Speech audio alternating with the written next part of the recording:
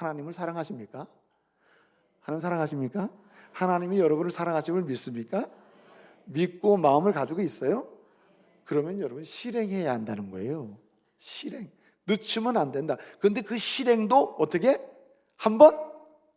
두 번만? 어떻게 해요?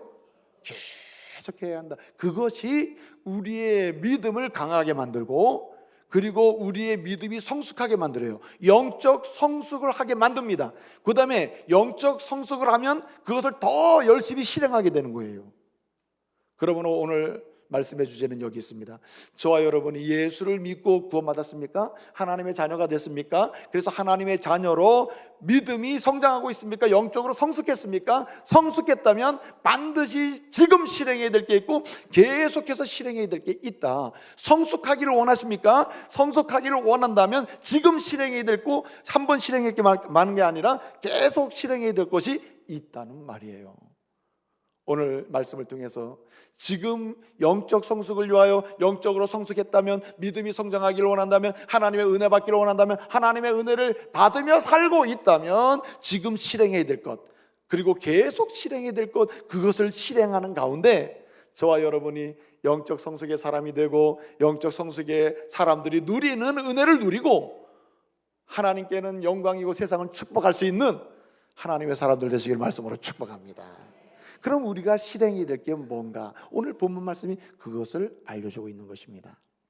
여러분, 우리는 지금 느헤미야 말씀을 묵상하고 있습니다. 느헤미야 말씀은 느헤미야가 페르시아 제국에서 이제 바벨론으로부터 바벨론 포로에서 해방된 이스라엘 사람들을 세 번째 3차로 이제 모집해가지고 이제 고국으로 돌아가자 하고, 이 느헤미야가 주동이 돼가지고 많은 사람을 데리고 이제 이 이스라엘로 왔습니다. 이스라엘로 왔더니 어떻게 됐습니까? 1차로 돌아온 사람들이 에스라와 함께 스룹바벨 총독과 함께 뭘 건축했습니까? 성전을 건축했어요.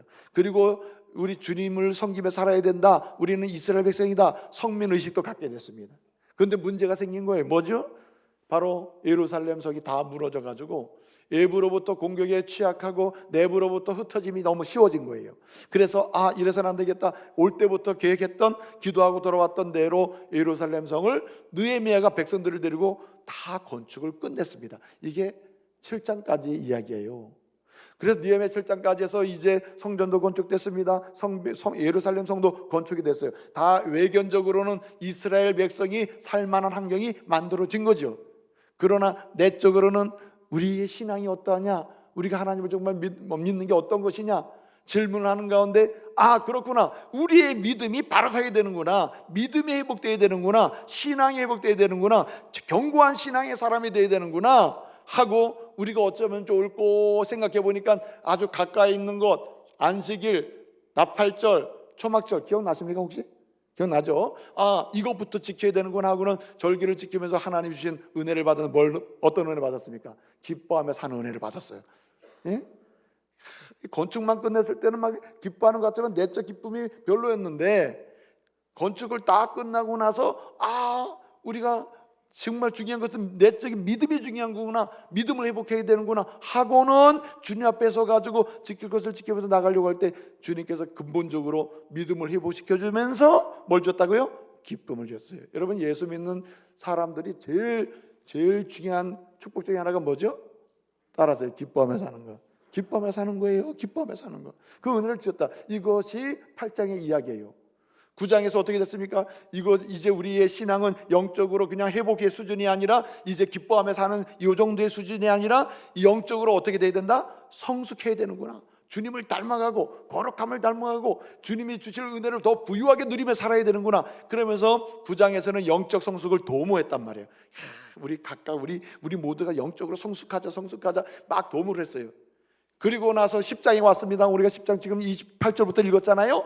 10장 1절부터 27절까지를 보게 되면 이렇게 막 영적으로 성숙을 막 도모해서 각자 영적 성숙의 사람으로 이제 막 성장해 가고 있는데, 그 마음에 이런 마음이 생긴 거예요. 우리만 이래서는 안 된다. 당대만 해서 끝내서도 안 된다.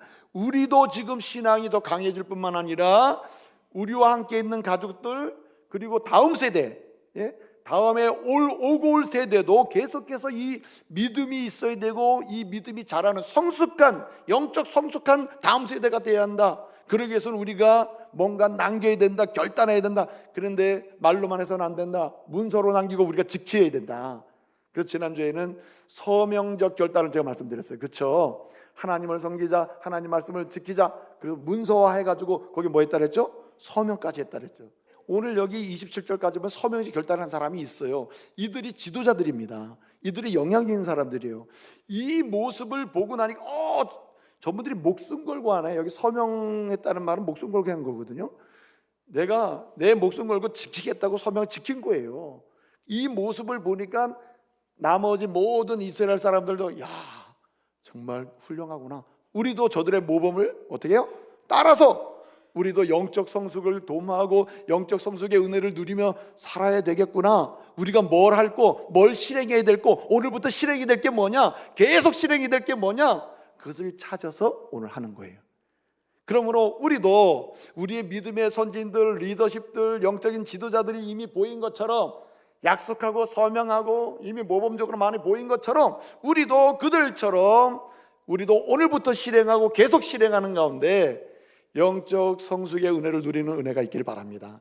영적으로 성숙하고 믿음이 성장했다면 나타나는 표시가 뭐냐? 아니, 믿음이 성장하기 위해서는 어떤 실제적인 표식을 따라서 실행해야 되느냐? 그 부분을 오늘 말씀하고 있는 겁니다.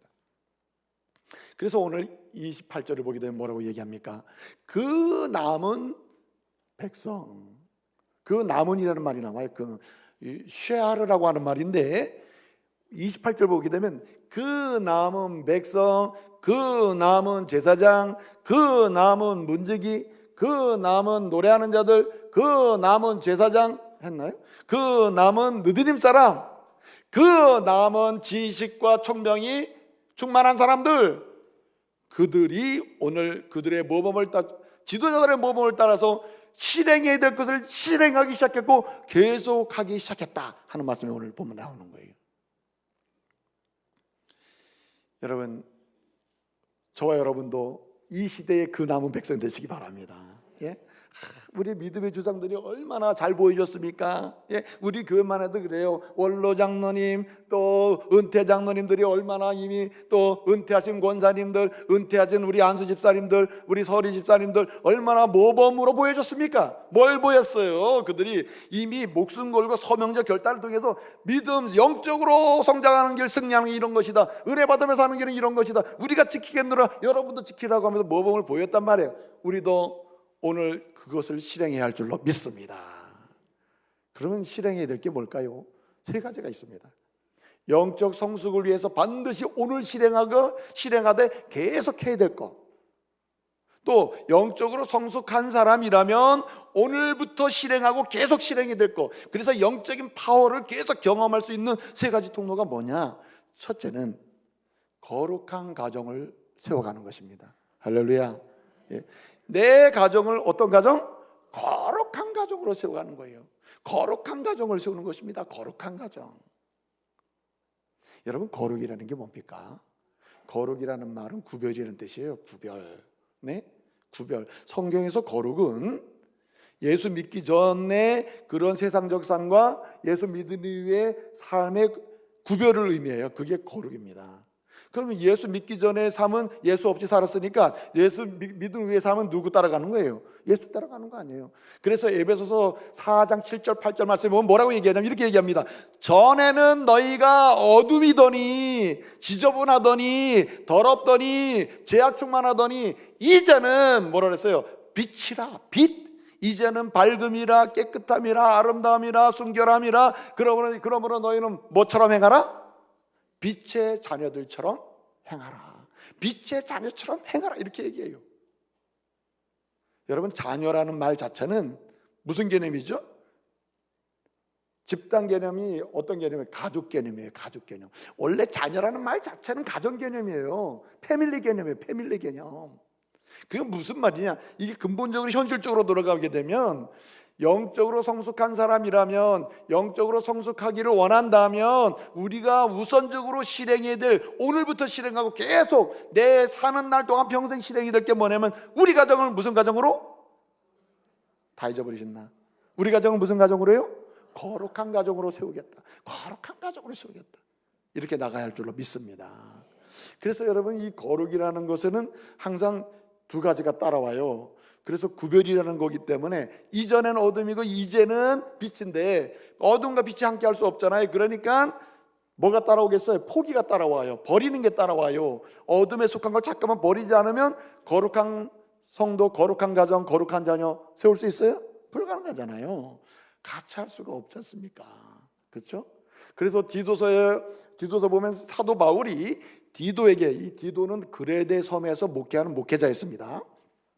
그레데 교회에서 목회하고 있는 디도에게 편지를 씁니다. 편지를 쓰면서 뭐라 하냐면은, 디도야, 목회할 때 성도들로 하여금 거룩한 공동체, 거룩한 성도, 거룩한 교회를 세우고 거룩한 가정을 세우도록 해야 되는데, 그 중에 중요한 게 뭐냐?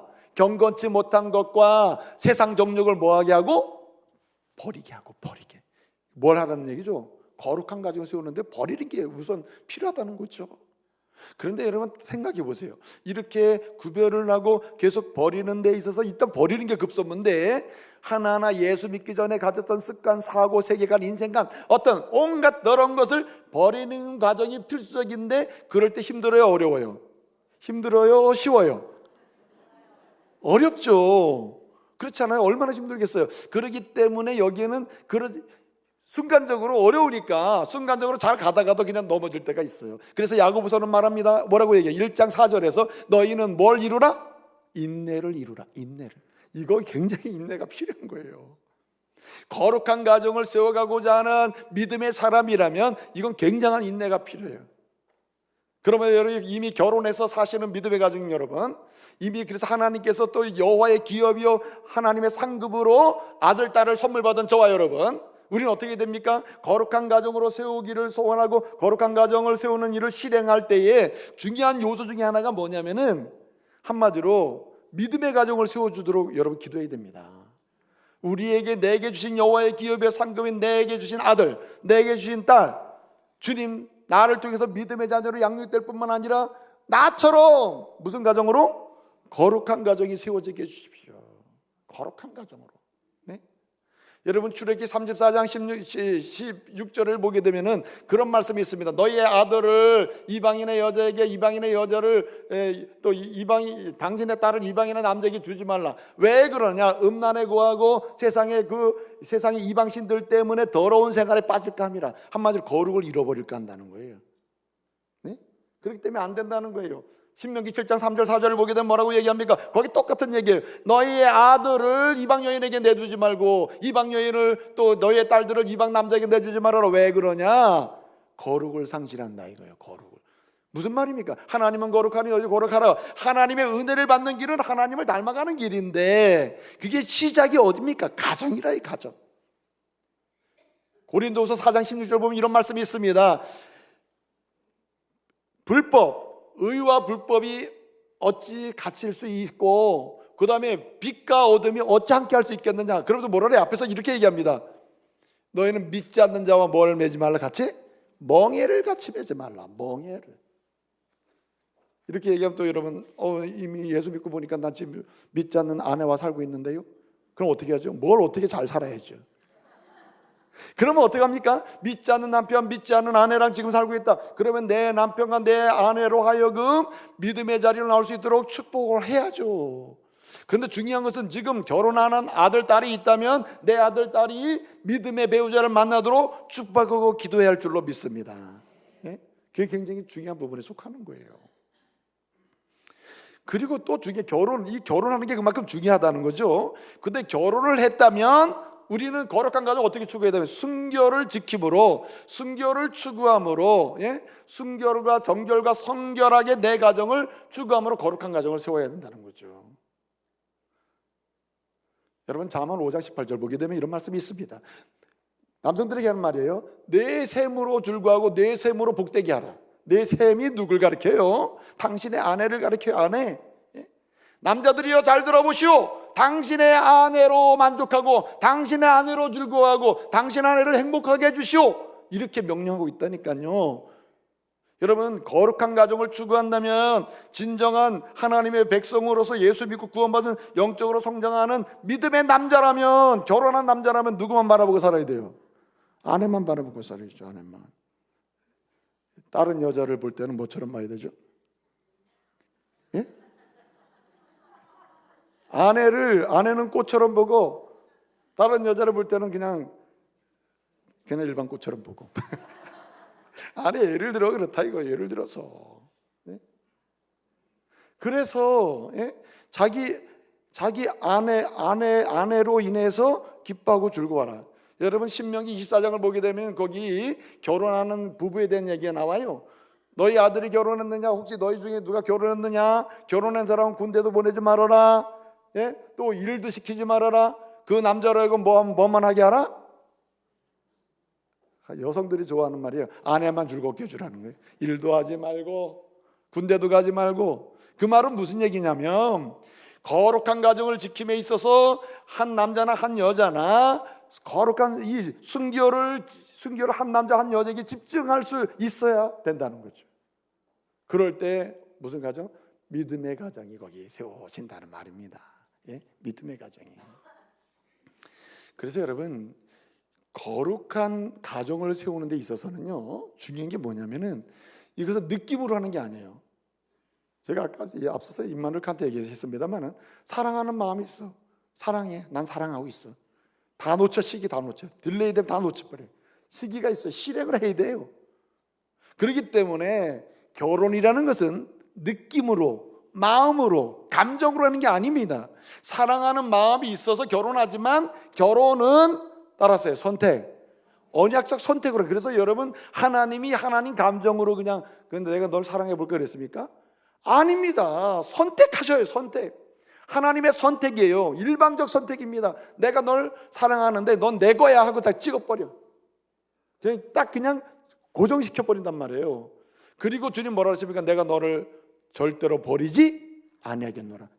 그래서 여러분 결혼이란 뭐냐? 결혼이란 느낌으로 존재하는 게 아닙니다. 내가 결혼하기 전에는 사랑하는 마음이 풍성했는데 결혼하고 살아보니까 마음이 변해서 식었어. 난 이제 살기 싫어.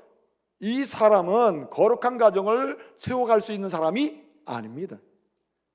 결혼은 따라서 언약이다. 결혼은 언약이에요. 언약. 선택적 언약이라는 거예요. 그렇기 때문에 선택에는 뭐가 따르죠?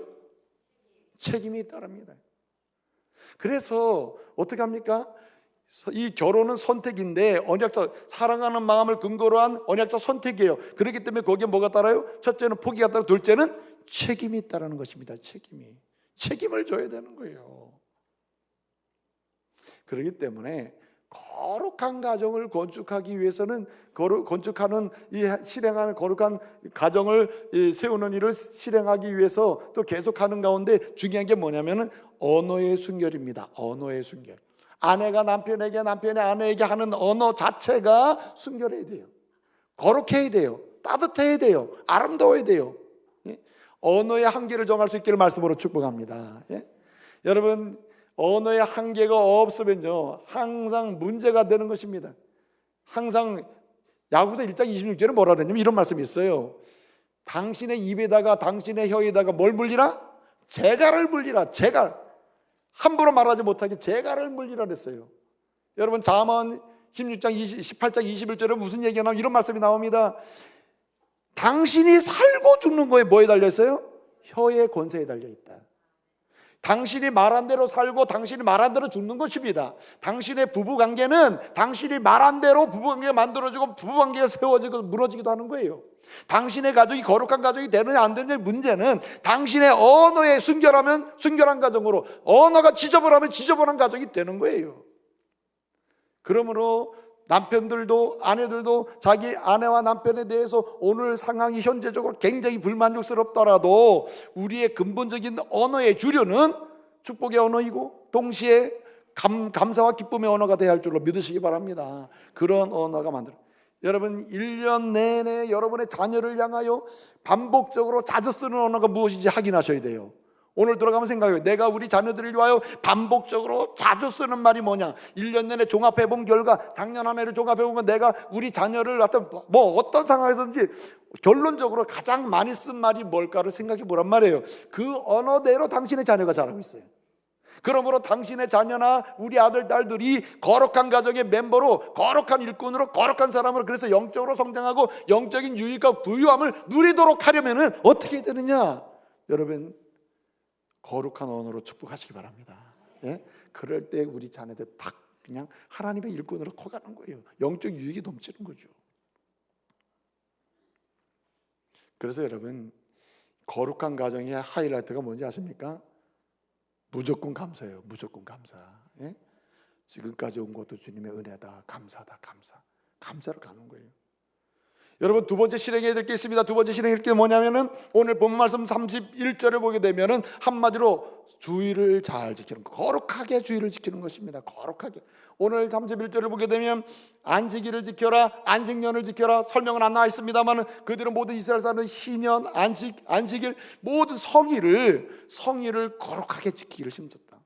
여러분 성일을 지키는 가운데 오늘 이 시대는 주일이 성일이에요. 주일이 거룩한 날 아닙니까? 주님이 세워주신 날 아니에요? 이 거룩한 주일을 거룩하게 지킬 때 우리의 믿음은 자라고 성장한 사람은 더 자라고 영적으로 성숙한 사람은 은혜를 받고 은혜를 나누게 될 줄 믿으시기 바랍니다.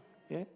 그래서 여러분 주일을 지킨다는 것은, 거룩하게 지킨다는 것은 내가 하나님의 백성이구나 하는 표시이고, 두 번째 내가 구원받았다는 표시이고, 세 번째 내가 하나님 나라 가는 게 확실하구나 하는 표시가 주일을 지키는 것임을 믿으시기 바랍니다. 그래서 그 주일을 그런 마음으로 지킬 때 우리는 어떻게 되는가?